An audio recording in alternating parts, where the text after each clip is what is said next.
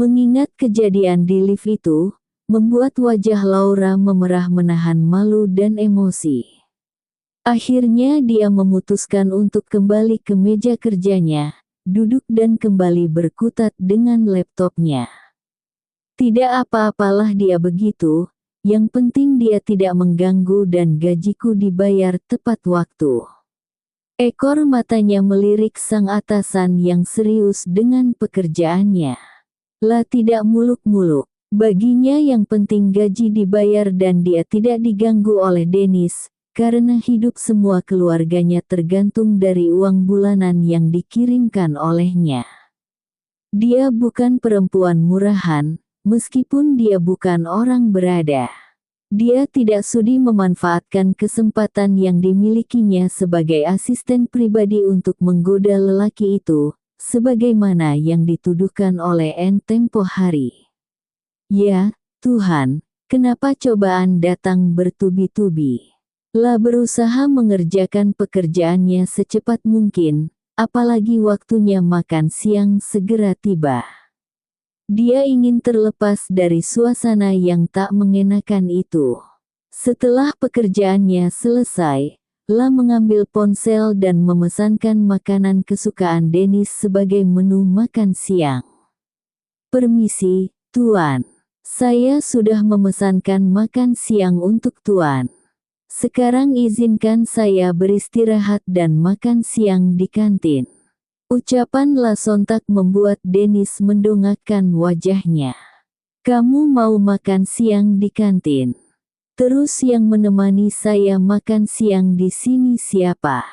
Mata lelaki itu berkilat. Maaf, Tuan, Tuan kan bisa makan sendiri di ruangan ini. Saya ingin makan di kantin. Lah berusaha untuk mengelak. Temani saya makan siang seperti biasanya di ruangan ini. Tegas Dennis. Ini perintah. Kedua matanya menatap tajam ke arah Lah yang langsung menundukkan kepalanya. Ada apa dengan dia? Biasanya dia juga tidak pernah protes makan di sini. Tanpa menjawab Dennis, Lah kemudian mengambil ponselnya, memesan makan siang untuknya. Niatnya dia ingin menghindari pria itu, tetapi malah gagal. Lah menyandarkan tubuhnya. Kedua matanya terpejam. Gara-gara memikirkan ciuman itu, semalaman perempuan itu tidak bisa tidur. Dia baru saja tertidur saat hari sudah menjelang subuh. Dennis menatap perempuan cantik di depannya itu. Sejenak dia terpaku, melihat Lah yang memejamkan matanya sambil menyandarkan kepalanya di kursi kemarin. Saat mendengar kalau Lah adalah istri dari Gara, dia langsung emosi sampai akhirnya Dennis melakukan sesuatu di luar kendalinya. Dia mencium perempuan itu saat mereka berdua berada di dalam lift. Namun, setelah beberapa menit yang lalu Bayu kembali memberikan informasi tentang kehidupan Lah. Dennis langsung berubah pikiran. Apalagi, saat Bayu memberitahu tentang kenyataan, kalau selama ini Lah tidak pernah mengetahui suaminya telah menjalin hubungan dengan perempuan lain, sampai akhirnya perempuan itu melihat sendiri saat Gara menikahi Nadia. Saat itu, Laura baru saja beberapa hari bekerja di rumahnya. Perempuan itu tidak menyangka kalau akhirnya suami yang selama ini dinantikannya ternyata menikah lagi dengan perempuan lain yang tak lain adalah saudara kembarnya. Saat mendengar penjelasan Bayu, Dennis merasa menyesal, karena dia telah salah paham terhadap Lah. Dennis sempat mengira, kalau Lah juga ikut bersandiwara untuk menipu mereka. Namun, ternyata dugaan Dennis salah. Perempuan itu hanya korban dari Gara dan juga keluarganya. Selama 5 tahun, Lah tidak pernah mendapatkan kabar sedikit pun dari Gara. Dia juga tidak pernah menerima nafkah dari Gara hingga akhirnya perempuan itu memutuskan untuk bekerja di ibu kota. Takdir ternyata membawalah bekerja di rumah besar keluarga Chandra. Takdir pula yang akhirnya mempertemukan La dengan suaminya di rumah itu. Suami dengan status yang berbeda. Sang suami yang telah lama dia rindukan, kini berubah status menjadi majikannya, karena pria itu telah menikah dengan anak dari sang majikan tempatnya bekerja. Dennis menghela napas panjang. Dia kemudian bangun dari kursi kebesarannya. Mendekati La yang tertidur di kursi kerjanya. Pria itu bermaksud memindahkan La ke sofa, tetapi La tiba-tiba terbangun. Apa yang Tuan lakukan? La sangat terkejut saat tangan besar itu tiba-tiba mengangkat tubuhnya. Lepaskan. Kau tertidur tadi. Aku hanya ingin membawamu ke tempat yang lebih nyaman. Dennis membawa La ke dalam ruangan pribadinya. Ruangan yang biasa dia pakai untuk beristirahat. Lepaskan aku, Tuan. Aku tidak mengantuk. Aku tidak ingin tidur.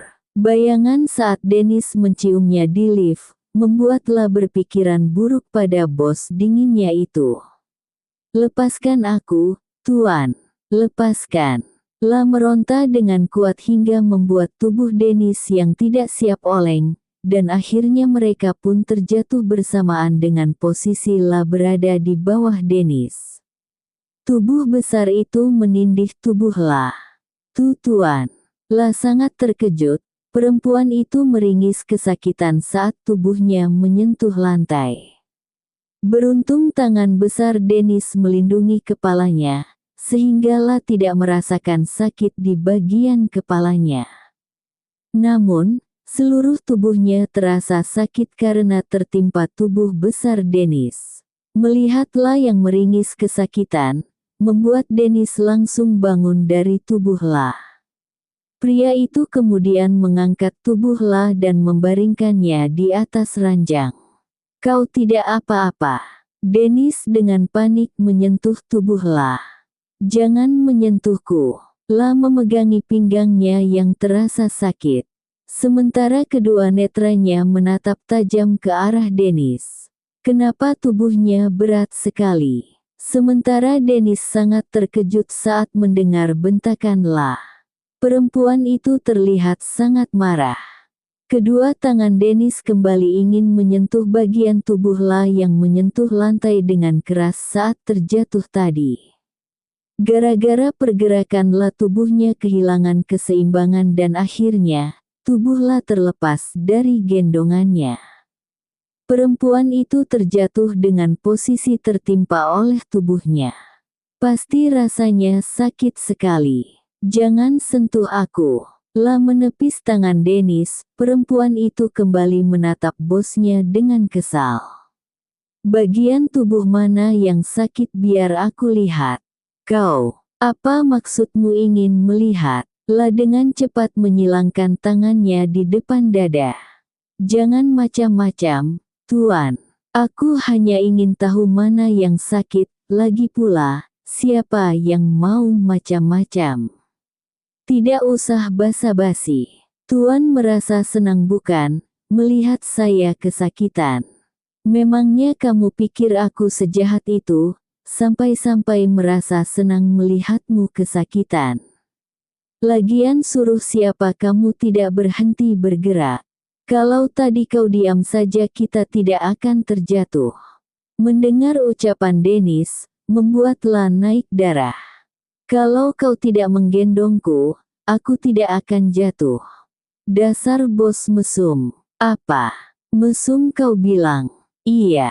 Memangnya apa lagi? Kau sengaja menggendongku kemudian membawaku ke sini, ke ranjang ini. Apalagi coba kalau bukan mesum. Teriaklah melampiaskan kekesalannya. Aku ingin memindahkanmu ke sini karena kau tadi tertidur, aku tidak punya maksud apapun selain itu. Jangan bohong. Kalau tadi aku tidak terbangun, kau pasti sudah macam-macam. Laras. Dennis berteriak kesal. Bisa-bisanya perempuan ini menuduhnya mesum, padahal dia tidak ada niatan sama sekali untuk berbuat mesum pada La.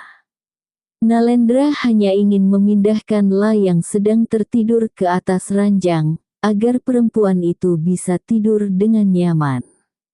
Pria itu menatap La yang terlihat kesal, tetapi kedua matanya berkaca-kaca membuat Dennis merasa sedikit bersalah. Maafkan aku tidak bermaksud membangunkanmu tadi. Aku hanya ingin memindahkan kamu ke sini, biar tidurmu lebih nyaman. Ucapan Dennis berubah lembut, tetapi karena La terlanjur kesal, dia tidak peduli sama sekali. Aku tidak tidur. Aku hanya ingin istirahat sebentar sambil menunggu makan siang. Aku lapar. Tidak tidur tapi memejamkan mata. Memangnya kenapa kalau aku memejamkan mata? Itu tandanya kamu tertidur, Laura. Dennis semakin kesal. Lagi pula kenapa dia harus berdebat hanya karena masalah seperti ini?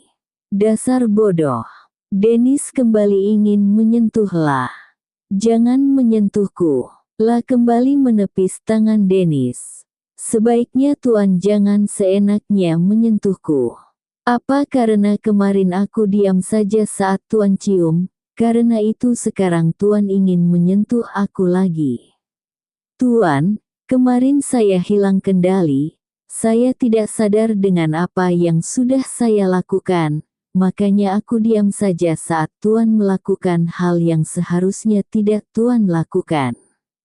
Mungkin, bagi Tuan sebuah ciuman bukanlah hal yang penting, tapi bagi saya seharusnya saya tidak melewati batas, karena biar bagaimanapun, saya adalah perempuan bersuami. La menjelaskan panjang lebar, bahkan dengan bahasa formal seperti saat dia sedang bekerja dengan Dennis. Jangan karena ciuman itu, kemudian Tuan berpikir, kalau saya adalah perempuan murahan, yang dengan seenaknya bisa Tuan sentuh. La bangkit dari tidurnya.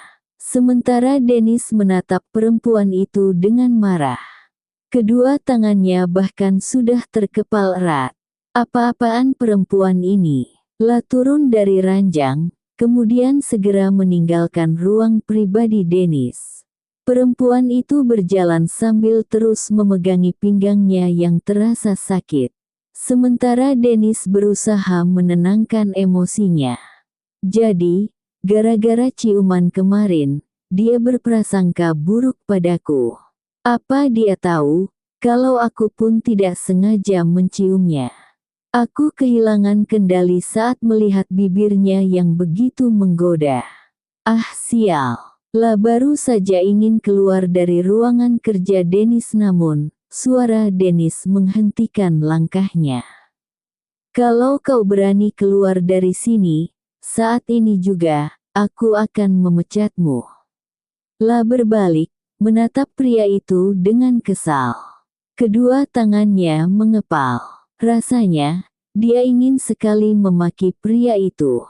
Tuan, kenapa Tuan begitu menyebalkan? Bersambung.